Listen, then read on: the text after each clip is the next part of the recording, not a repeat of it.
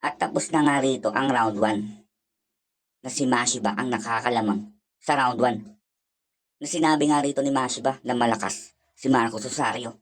Ganon rin ang sinabi sa kanya ni Rosario na malakas si Mashiba. At tuloy tayo. Papunta na nga rito si Mashiba sa kanyang corner na nilabas na sa wakas ang chapter 1455 na merong itong title na The Grim Reaper versus The Bad Boy. Round 1 is over. At tuloy tayo mga kanakaw. Nakaupo na nga rito si Mashiba. Sumisigaw rito si Coach Toho na bakit hindi daw rito sinod ni Mashiba ang kanilang plano. Na ang plano nga nila ay pagurin lang muna rito si Marcos Rosario, pero iba rito ang ginawa ni Mashiba na umatake agad dito. Pero maganda nga rin ang kinalabasan ng ginawa ni Mashiba na sumisigaw si Coach Toho na bakit sugod lang daw rito ng sugod.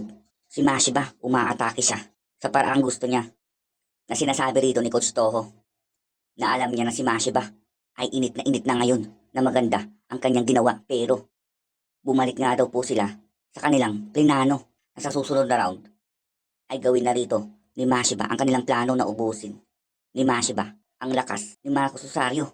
Pero matapos nga sabihin niyo ni Coach Toho ay nakita niya ngayon ang itsura ni Mashiba. At bago natin ipagpatuloy, intro muna tayo mga kanakaut. If you want a taste, come at me and you will be replaced. They won't find a trace of you anywhere or any place. Oh, if you try, you just might get a little bit of trouble, but I'm always right in your side. You will never see me coming. You won't die if you try, you just might get a little bit of trouble, but I'm always right in your side. You will never see me coming.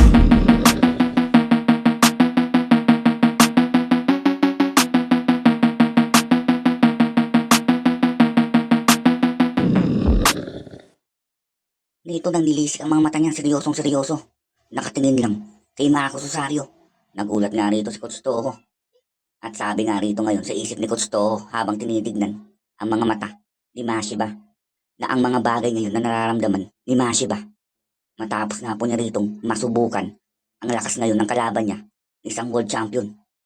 Matapos niya makipagpalitan ng suntok ay ito ngayon ang nararamdaman niya, na alam din dito ni Mashiba na ang plano nila ay hindi nga daw po rito uubra sa isang katulad ni Marcos Rosario. Kaya siguro pinalitan dito ni Mashiba ang kanilang plano.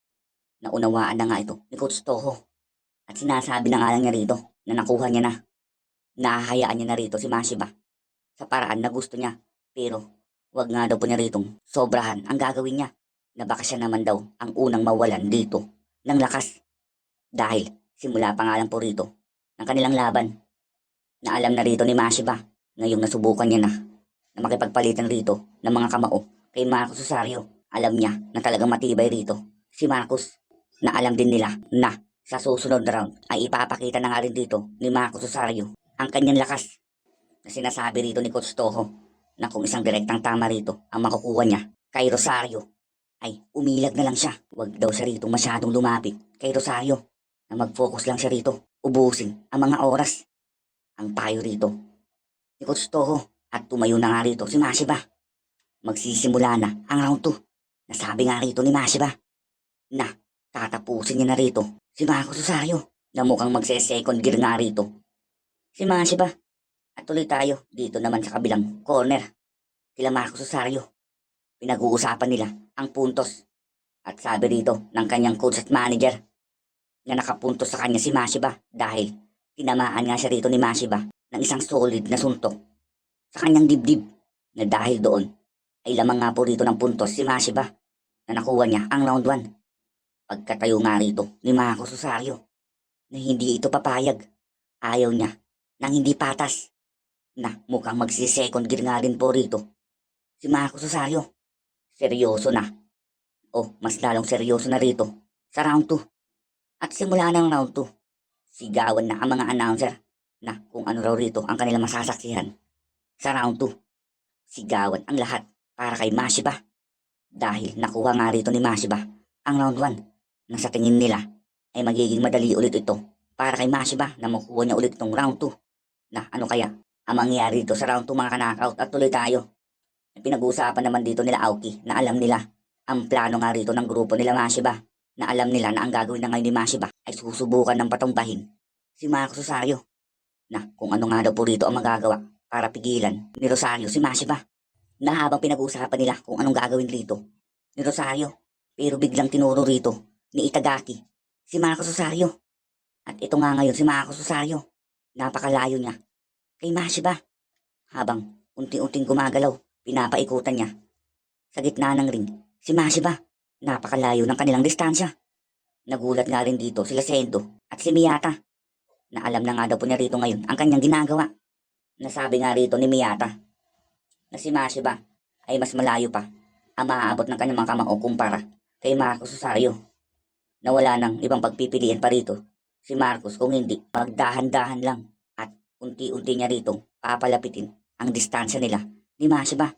Yun nga ang nakikita rito nila Sendo at Miyata habang naghihintay rito na sumugod si Rosario. Hinihintay ni Mashiba at ito nga ginawa ni Rosario. Huminga siya ng malalim at pinigilan nga po niya rito ang kanyang paghinga at sabay binabaan niya rito ang kanyang stance na mukhang susugod na nga rito si Marcos Rosario. Pero mga kanakaut ayun, bitin dahil hanggang page 9 lang ang ating chapter ngayon. Pero ang maganda, wala po tayong break sa susunod na linggo. Tuloy-tuloy po ngayon ang ating upload na mukhang magiging maganda nga po rito. Ang round 2 na ipapakita na rito ni Marcos Rosario ang kanyang bangis.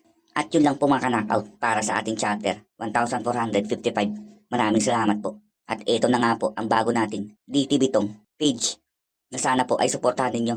Salamat.